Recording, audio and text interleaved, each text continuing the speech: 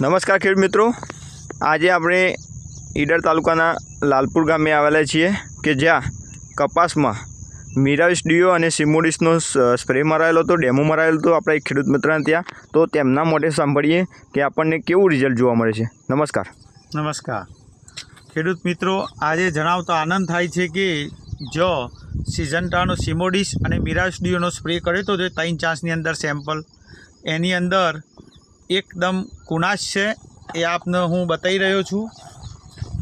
જુઓ ખેડૂત મિત્રો, એકદમ પાના કુણા અને એકદમ ચોખ્ખા છે અને એની બાજુમાં આપણે સ્પ્રે કરેલ નથી.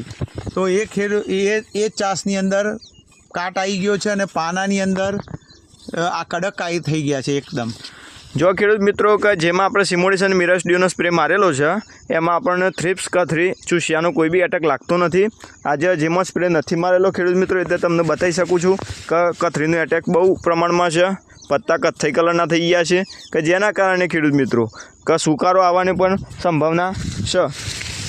તો શૈલેષભાઈ, બીજું એક આપણે આ જે ફંગીસાઇડ માર્યું એના પછી તમને ભમરીનું ખરણ કેવું ઓછું લાગે છે? આટલો બધો સતત 5 દિવસ વરસાદ પડ્યો પણ ભમરીનું ખરણ થયેલ નથી.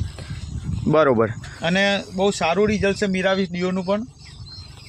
તો આનો ડોઝ પર પંપ સિમોડિસનો આપણે 24 ml વાપર્યો હતો અને મિરાવિસ ડીઓનો પર પંપ 15 ml ડોઝ માર્યો હતો.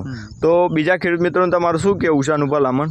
મારું એવું કેવું છે કે સારી કંપનીનું સારી બ્રાન્ડ વસ્તુ વાપરવી જોઈએ. બંને સારી જ વસ્તુ છે અને એનો વાપરવાથી આપણને ઘણો ફાયદો થાય. ફ્લાવરિંગમાં કયો કે થ્રિપ્સ કથરીમાં બધી રીતે ફાયદો થાય, ઉત્પાદન પણ વધારે, અને જે ભાદરવા મહિનામાં સુકારાના પ્રોબ્લેમ આવતા હોય છે એ પણ ના આવી શકે. ઓકે. અને બીજું કે બીજા ખેડૂત મિત્રો તમે વાપરવાની 100% ભલામણ કરો છો? હા, હું 100% ભલામણ કરીશ, કારણ કે સારી વસ્તુ છે. એ આખા 3 ચાંસ જુદા પડી જાય છે. બરોબર.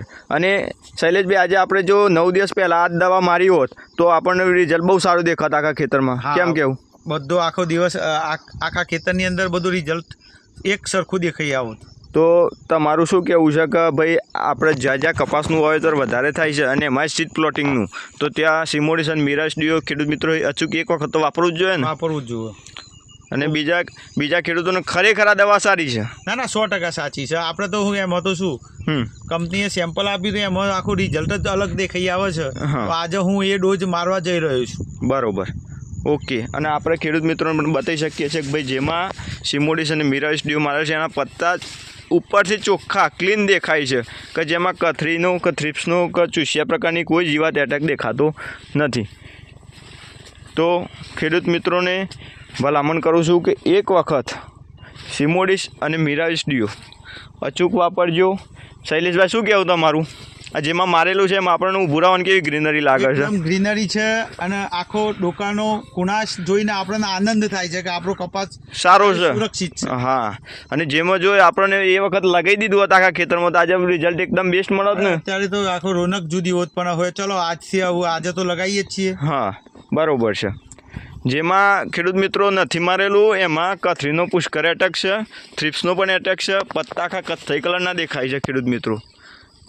અને જેમાં મારેલું છે એમાં તો બહુ મસ્ત રિઝલ્ટ છે. બહુ મસ્ત. તો ખેડૂત મિત્રોને એક વખત સિમોડિસ અને મિરાવિસ ડીઓનો ડોઝ જોવા જોઈએ તો પર પંપ 15 ml વાપરજો ખેડૂત મિત્રો, અને સિમોડિસનો ડોઝ પર પંપ 24 ml વાપરજો. બહુ સારા રિઝલ્ટ જોવા મળશે. આભાર.